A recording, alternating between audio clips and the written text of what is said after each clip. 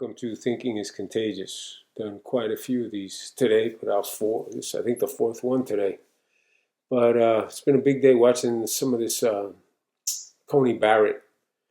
I don't know what to call it. It's really not a hearing. It's more of a monologue, and the Democrats trying to draw a line in the sand, knowing that they can't stop this. So they're making it more of I would say, a campaign speech uh, than anything else. But what I find it interesting is, I have to say this. I watched the entire uh, Kamala Harris,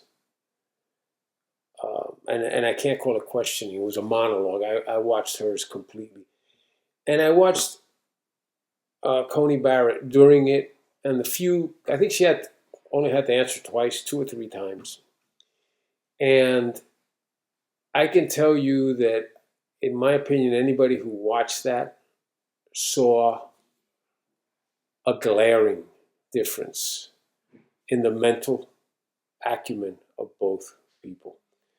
Uh, Harris is just, she's she's not likable. She's arrogant. She is disrespectful, dismissive, and she's not smart. Just the sheer intellect of Barrett overwhelmed the screen and overwhelmed the 30 minutes or 20 minutes or whatever amount of time Harris was doing her monologue. It was just an overwhelming difference, um, human being wise, character wise, obviously intelligence wise. Um, and then just that total snickering and disdain and this attitude that Harris has. It's she hurt herself. She hurt herself in the debate, and she hurt herself tonight, very much so. I think the Republicans should play that up quite a bit, show her. You think Hillary was not likable? This one's real close. It's really, really close. But I wanted to look a little bit into this, the judges and the ones appointed by the Democrats, the ones appointed by the Republicans. The Democrats have three left: uh, Stephen Breyer, Sonia Sotomayor, and Elena Kagan. Breyer's 82 years old.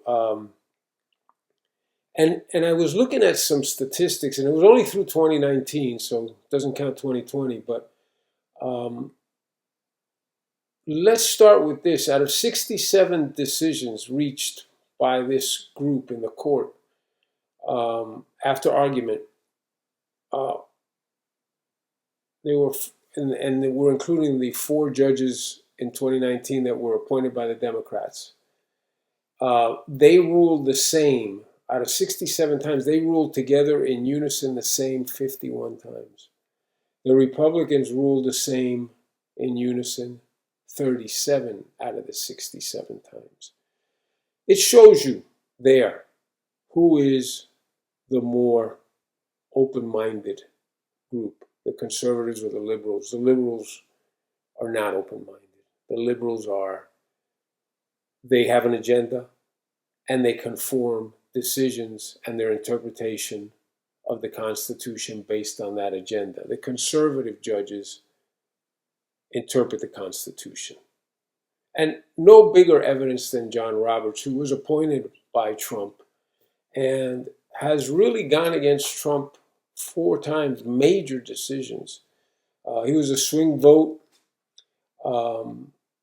in the ruling to allow continued access to abortions in Louisiana.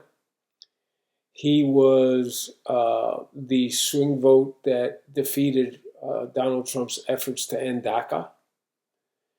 He ruled against Trump with his tax returns, and he ruled with the liberals to expand the rights of the LGBTQ community. So when you hear the liberals talk about how inclusive they are and how open-minded they are and how hell-bent they are on equality and uh, being understanding, open-minded, liberal. Far from it. It's completely the opposite. They are all those things if you agree with them. The moment you don't agree with them, it is what you hear tonight. Attacking this Coney Barrett, personal attacks, attacking, inferring their, transposing their lack of morals and ethics to her,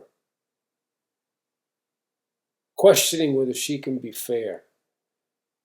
And the reason is that they have those questions and they have those allegations and they're willing to point that finger is because there's three fingers pointing back at them. Because they know if they were in those shoes, they would go with the agenda. They would not be fair. They would not follow the Constitution. They would follow the narrative of the liberal socialist mandate that is undermining this country.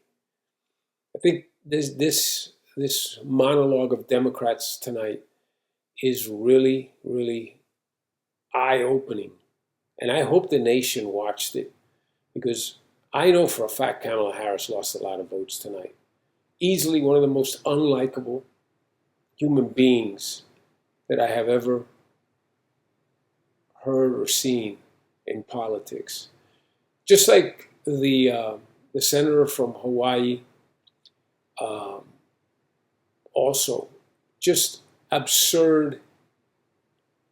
All I could think of when I hear them speak is the saying, empty barrels make the most noise. And there was a lot of empty barrels on the Democratic side. And they tried, like I said, to transpose their lack of ethics, their lack of morals, their lack of integrity to someone who is bulletproof in those regards and who is very clear. She will interpret the Constitution based on the intent of the Constitution and based on the laws that Congress has in place. They got nowhere.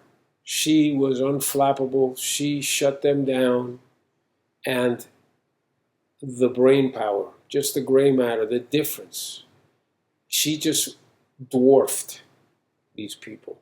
It was not even close. It was embarrassing actually to watch them try to question her, if you want to call it a question. Again, I didn't see too many questions. It was embarrassing to see the small minds up against this intellect that in many ways was just tolerating them. And you could see it in her face. It was mostly tolerating them. And knowing that she had to go through 11 or 12 hours and then it would be over and she would be placed into the Supreme Court. And I think it was really telling when she held up that blank notebook to really put the final emphasis on the point that I'm telling you, that the intellect just came streaming through. It was absolutely amazing. This is a special human being and a tremendous, tremendous reflection on the judgment of President Trump in choosing Coney Barrett as a Supreme Court justice. I hope you watched it. And Kamala, you sunk your ship tonight. Thanks.